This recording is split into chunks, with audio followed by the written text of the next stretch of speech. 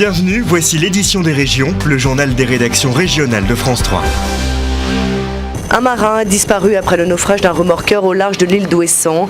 Le navire baptisé l'Aquarius, qui transitait entre l'Espagne et la Grande-Bretagne, a sombré hier à la suite d'une voie d'eau. Seuls 2 des 3 membres d'équipage sont parvenus à rejoindre le canot de survie avant d'être élitreillés.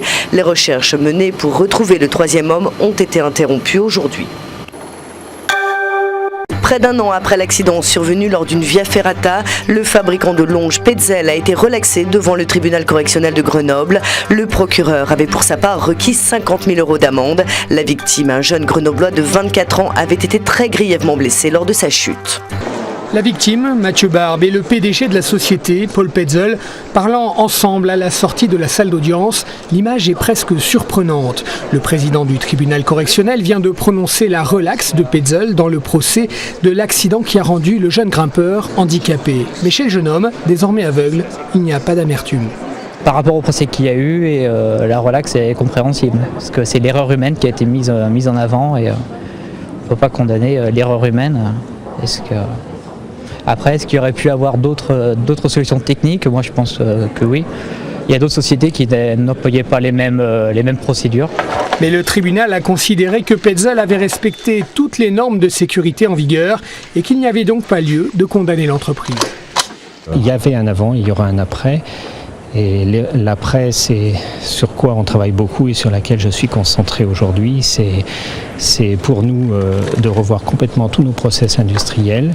Nous étions complètement dans les standards habituels, à savoir que le double contrôle, c'est quelque chose qui est utilisé par tout le monde. Toutes les entreprises au monde font ça. Et là, on vient de mettre en place sur toutes nos productions des systèmes qui font que le contrôle humain, lorsqu'il y a un risque, est supprimé et remplacé par des contrôles machines de telle façon que ça puisse plus se reproduire. Au civil, Petzl prend en charge la totalité du préjudice subi par la victime, un soutien qui permet à Mathieu Barbe de se consacrer pleinement, sans stress inutile, au combat pour son autonomie.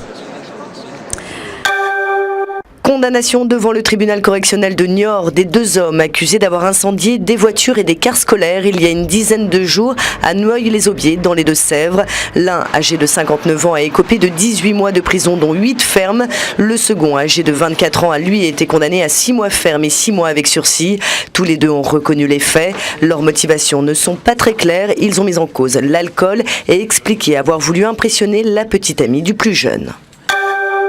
Politique avec cette exceptionnelle mobilisation citoyenne dans un village ariégeois. À Sanconac, 100% des inscrits ont voté pour le premier tour de l'élection présidentielle. Explications et réactions sur place.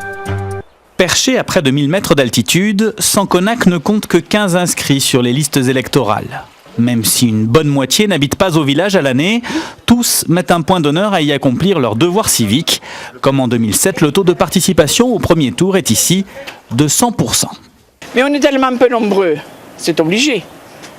Et c'est pas le cas dans tous les villages, quand même. Oui, pareil. Mais enfin, ici, ça a toujours été comme ça. Oui. Ah oui, mais moi, c'est très important, le vote. Il y en a qui se sont battus pour ça, et donc je respecte, quoi.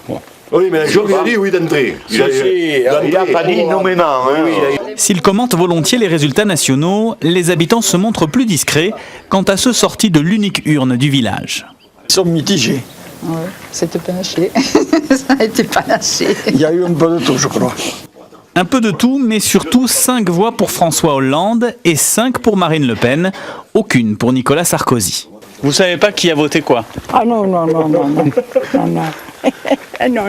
Vous voulez pas savoir ? Non, on veut pas savoir, voilà. On suppose, mais on n'en dira rien. Non, on n'en dira rien. Ça serait une cause pour nous faire un mal voir après, parce qu'on dit, toi tu as voté ça, oh là là, non. Pas de guerre entre nous, Vivre en paix, c'est le programme commun des villageois de Sanconac.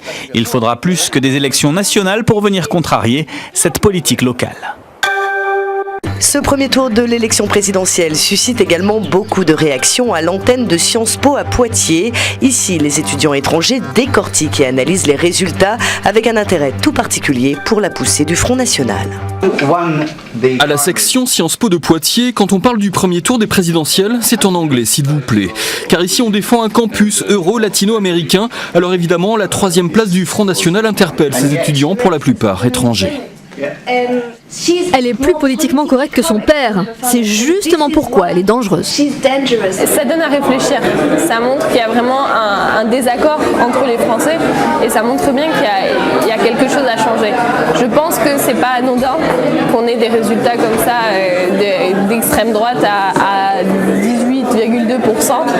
Je pense qu'il faut vraiment se remettre en question et que plutôt que d'avoir peur de Marine Le Pen à 18,2%, il faut se demander pourquoi est-ce qu'elle arrive à ces chiffres-là.